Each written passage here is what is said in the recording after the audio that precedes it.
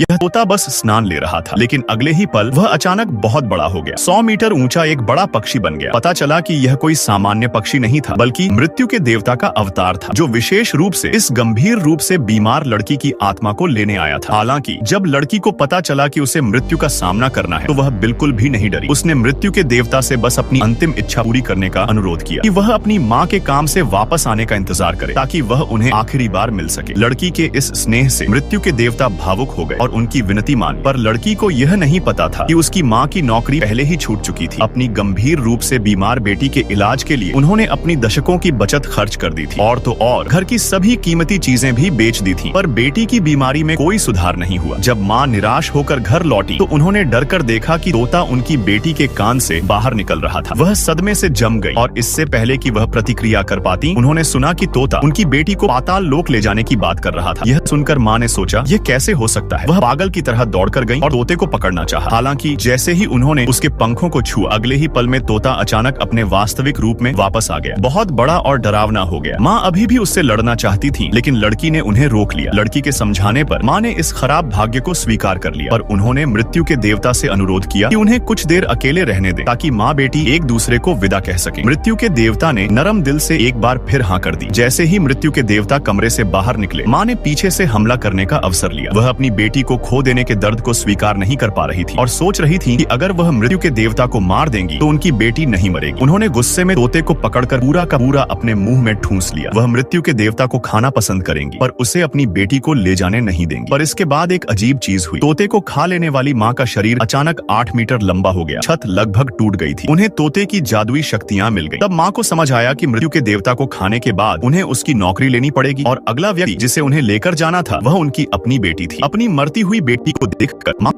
से तोते को थूक दिया और अंततः वास्तविकता को स्वीकार कर लिया। आखिर में लड़की अपनी माँ के गर्मजोशी भरे आलिंगन में बिस्तर पर शांति से लेटी रही, और एक पंख की तरह धीरे से चली गई, और तोता उसकी आत्मा को धीरे से उठाकर दूर आकाश में उड़ गया।